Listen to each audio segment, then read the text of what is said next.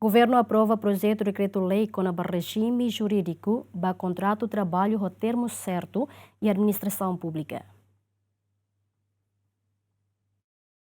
Lihusi reunião Conselho Ministro, Governo aprova projeto Decretu-Lei, nebe apresenta o Ministra Finanças Santina Cardoso, Presidente Comissão Função Pública, no Grupo Trabalho para Reforma Gestão Recurso Humano e Administração Pública NIAN, kona-ba regime jurídico ba Kontratu Traballu ho Termu Sertu e Administração Pública. Diploma ide o objetivo principal atu estabelece regime jurídico ide nebe claro, uniforme no transparente, onde celebra, zere no fiscaliza Kontratu Traballu ho Termu Sertu e Administração Pública, onde garante utilização ide nebe responsável ba recurso humano, no financeiro Estado NIAN, onde hatamba necessidade temporária serviço NIAN. Entre medida principal sira nebe agora aprova ona, maca definição ba procedimento recrutamento no seleção NIAN, baseia ba critério mérito, transparência no igualdade de gênero, estabelecimento regra sira nebe claro,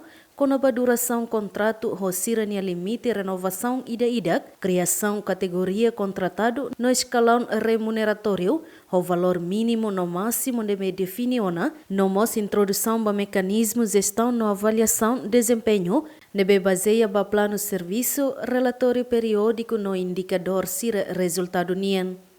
Diploma nemos estabelece regra específico sira, kona-ba impedimento exclusividade, benefício aplicável sira, fonte financiamento NIAN, nomos responsabilidade, husi serviço recurso humano no Ministério Finança. Além de Conselho Ministro mos aprova projeto proposta lei, nebe apresenta o Ministro Administração Estatal, Tomás do Rosário Cabral, kona-ba alteração da rua, ba lei número tolo bara rihun rua hat, Lawrence Sanulo Resinhalt, Fulan Abril, kona-ba lei partido político. Iniciativa legislativa o objetivo atualmente natureza democrática interna, partido político nian, não prevene ligação naran partido político siranian, não naran organização resistência nian. Bem-vinda Ximenes, Adérito Ximenes, GMN.